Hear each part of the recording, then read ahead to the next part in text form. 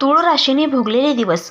तूळ राशीच्या जीवनात मागील काही वर्ष म्हणजे सतत चालणारी एखादी अदृश्य परीक्षा होती. आयुष्य आपल्यावर का रागावलं आहे हेच कधीकधी कळत नव्हतं.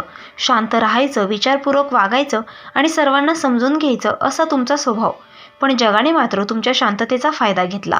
काही नाती जी आधी सुरक्षित वाटत होती, काही लोक ज्याच्यावर तुम्ही विश्वास ठेवला, त्यांनी तुमच्या पाठीमागे वेगळेच खेळ खेळले. घरात, समाजात, कामाच्या ठिकाणी, मित्रपरिवारात जिथे जिथे तुम्ही मनापासून प्रयत्न केले, तिथे तिथे तुम्हाला अपेक्षेपेक्षा जास्त दुखापत झाली. कधी पैशाचं नुकसान झालं, कधी प्रतिष्ठेवर ओरखडे आले, कधी एखादं जवळचं नातं पाण्यात गेलं, तर कधी एखाद्या मित्राच्या वागण्याने मन तुटलं. तुमच्या सद्गुणांना, सभ्यतेला आणि शांततेला अनेकांनी कमकुवतपणा समजलं, पण तुम्ही तोंड उघडलं नाही. तुम्हाला वाटलं वेळ जाईल, लोक समजतील, परिस्थिती बदलेल, पण वेळेने उलट तुम्हाला आणखी कठीण वाट दाखवली. याच काळात तुमच्यातली मानसिक ताकद चौपट वाढली. या काळाने तुम्हाला मनाने परिपक्व केलं. तुम्ही कोणाच्याही आधाराशिवाय स्वतः उभं राहण्याची क्षमता शिकला. हा भोगलेला काळ तुमच्या अंतरंगात खोल उमटला आहे, पण हाच काळ तुमचं भविष्य घडवणार आहे. पुढील दिवस तूळ राशीसाठी आता तुमच्या जीवनातले दिवस बदलत चालले आहेत. ज्या गोष्टी तुम्हाला त्रास देत होत्या त्या आता हळूहळू दूर जात आहेत. ज्या लोकांनी तुम्हाला खाली खेचलं त्याच लोकांपासून आता तुमचं नातेसंबंध आपोआप कमी होईल. पुढील दिवसांची पहिली मोठी खूण म्हणजे स्थिरता. मनातील हलचल कमी होईल. ज्याचं उत्तर तुम्हाला आजपर्यंत मिळत नव्हतं ते अचानक स्पष्ट व्हायला लागेल. दुसरी खूण म्हणजे नात्यांमध्ये बदल. काही जुनी नाती स्वतःहून तुटतील. ज्यांनी तुमच्याकडे फक्त स्वार्थासाठी पाहिलं त्याचं खरं रूप उघड होईल. मात्र त्याच वेळी काही नवीन आणि मनापासून साथ देणारी माणसं तुमच्या जीवनात येतील. तिसरी खूण म्हणजे प्रगतीचा दरवाजा उघडणं. कामात, करिअरमध्ये, पैशाच्या बाबतीत अडकलेली वाट मोकळी होईल. काही चांगल्या संधी अचानक तुमच्यासमोर येतील आणि सर्वात महत्त्वाचं म्हणजे तुमचा आत्मविश्वास परत वाढेल. आत्तापर्यंत तुम्ही शांत बसून परिस्थिती सहन केली. पुढील दिवस तुम्ही स्वतःसाठी उभं राहू लागाल. जिथे अन्याय झाला तिथे आवाज द्यायला शिकाल आणि ज्याच्यावर प्रेम केलं त्यांच्याकडून प्रेमाची अपेक्षा ठेवणंही कमी होईल. हा बदल तुमच्यासाठी खूप महत्त्वाचा आहे, कारण आता तुम्ही लोकांसाठी नाही तर स्वतःसाठी जगायला शिकत आहात. आता कपटी नातेवाईक, त्यांचा खरा चेहरा. तूळ राशीला नाती फार प्रिय असतात. घरातील शांतता टिकावी, सर्वांना आदर मिळावा, कोणाचं मन दुखावू नये अशी तुमची इच्छा असते. पण या चांगुलपणाचा सर्वजण आदर करत नाहीत. कपटे नातेवाईकांची पहिली खूण म्हणजे त्यांचा गोड वेगळा स्वभाव. तुमच्यासमोर ते तुम्हाला कौतुकाची वाक्य सांगतील, पण तुमच्या मागे त्यांचीच जीभ धारदार तलवारीसारखी काम करत राहील. आणि दुसरी खूण म्हणजे तुम्ही अडचणीत असताना त्यांचा बदललेला आवाज. त्यांच्या शब्दांमध्ये मदत दिसेल, पण मनात सहानुभूती नसेल. ते तुमच्या परिस्थितीचा वापर स्वतःच्या फायद्यासाठी करतात. तिसरी खूण म्हणजे तुमच्या यशावर त्यांची चिडचिड. तुम्ही प्रगती केली की त्यांचं मन अस्वस्थ होतं. ते तुमचं कौतुक करत नाहीत, उलट एखादी कमी काढून तुमचा आनंद हिरावून घेतात. आणि चौथी खूण म्हणजे तुमचं गुपित इतरांना सांगण्याची त्यांची सवय. ते तुम्हाला विश्वास देतात, तुमच्याकडून माहिती काढतात आणि नंतर तीच माहिती वापरून तुमच्याच विरोधात वातावरण तयार करतात. आता पुढील काळात या नातेवाईकांपासून तुमचं अंतर वाढणार आहे. तुम्हाला त्यांच्या चेहऱ्यावर दिसणारं खोटं प्रेम समजेल आणि तुम्ही त्यांच्याकडे भावनिक पद्धतीने गुंतणं थांबवाल. यामुळे त्यांची शक्ती कमी होईल आणि तुमचं जीवन शांत होईल. आता स्वार्थी मित्र, त्यांना कसे ओळखाल? तर तूळ राशी मैत्रीला मनापासून जपते, पण मित्र खरे आहेत की फक्त स्वार्थासाठी आहेत हे ओळखण्यात तुम्ही कधीकधी चुकता. स्वार्थी मित्रांची पहिली खूण म्हणजे त्यांचा वेळ. ते तुम्हाला फक्त त्यांना गरज असते तेव्हाच फोन करतात किंवा भेटतात.